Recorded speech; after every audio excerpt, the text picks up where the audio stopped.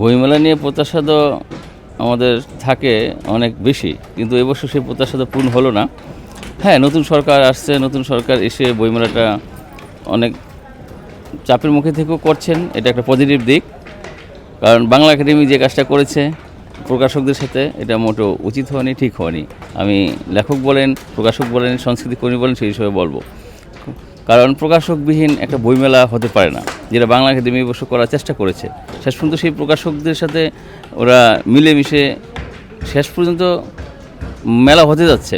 কিন্তু এই মিলমিশটা যদি আগে হতো, এই মতপার্থক্য যদি আগে থেকে মিটিয়ে ফেলতো, তাহলে মেলাটা আরও ভালো হতো, আরও সুন্দর হতো। পাঞ্জাবের জগতে একটি বিশ্বস্ত নাম, শাবাব এথনিক ওয়্যার। ছিল আনন্দ খোঁজার তো অনেক মাধ্যম থাকে, কেউ বই পড়ে, কেউ ঘুরে বেড়ায়, কেউ খেলাধুলা করে, বিভিন্ন মাধ্যম হতে পারে। আর এই যে বই বিমুখ হওয়ার প্রতিফলন কিন্তু আমাদের মধ্যে ঘটেছে। আপনি দেখতে পেলেন দেশের বর্তমান পরিস্থিতি, সে রাজনৈতিক প্রেক্ষাপট বলেন, সামাজিক প্রেক্ষাপট বলেন, কতটা অবক্ষয় হয়েছে। আমরা শুধু বই বিমুখ বলেই হয়েছে, সংস্কৃতি বিমুখ বলেই হয়েছে। সুতরাং আমাদের উচিত সংস্কৃতিকে ধারণ করা, বইয়ের প্রতি আবার ফিরে আসা। আর ডিজিটাল প্ল্যাটফর্মে যে বই পড়া যায় না তা না, কারণ এখনও পিডিএফ কপি আছে বা ডিজিটাল প্ল্যাটফর্মে অনেক বই পাওয়া যায়। চাইলেই যারা ইচ্ছুক বা পড়তে চায়, পড়ুয়াদের জন্য অনেক দ্বার খোলা আছে। আর প্রিন্ট, অনেকে বলছে যে মানে প্রিন্ট ভার্সন হয়তো চলে যাবে, না, প্রিন্ট ভার্সন কখনোই ফুরাবে না। প্রিন্ট ভার্সনের আলাদা একটা চাহিদা আছে, আলাদা একটা কদর আছে। এই প্রিন্ট ভার্সন ছিল, আছে এবং থাকবে। নিরাপত্তার ব্যাপারে বিগত ইন্টারিম গভর্নমেন্টের সময় আমরা নিরাপত্তাহীনতায় আসলেই ভুগেছিলাম।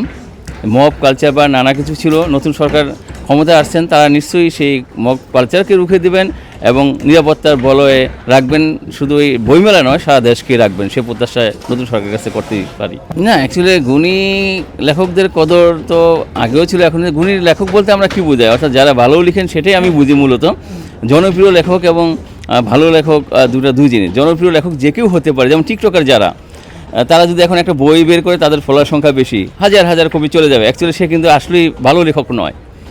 ভালো লেখক বলতে বোঝায় যার মানসম্মত লেখা আছে, যে লেখা সমাজ, কাল কিংবা ইতিহাস, ঐতিহ্য থাকে এবং সেগুলো টিকে থাকবে। একটা প্রজন্মের সময় অনেক লেখক বের হয়, লিখতে চান, সবাই লিখেন, কয়টা লেখক টিকে থাকে বা কয়টা বই বা আমাদের সমাজের কাজে লাগতে পারে, আমাদের মেধার চর্চার কাজ হতে পারে। বইমেলা 25% বরাবরই থাকে, প্রতি বছরই থাকে। এটা ছাড়ের ব্যাপারটা প্রকাশকদের উপরে ছেড়ে দেবে ব্যাপারটা, যেমন বাংলা একাডেমি বলে দিল 25% দিতে হবে। বইমেলার বাইরেও কিন্তু এই ছাড়টা কিন্তু সারা বছরই চলে, যেমন রকমারি আছে বা অন্যান্য অনলাইন প্ল্যাটফর্ম আছে, সেখান থেকে ছাড় পাওয়া যায়। মূলত যদি একটা ধরাবাঁধা নিয়ম না দেয়, তাহলে আমি মনে করি যে পাঠকরা আরও বেশি উপকৃত হতো।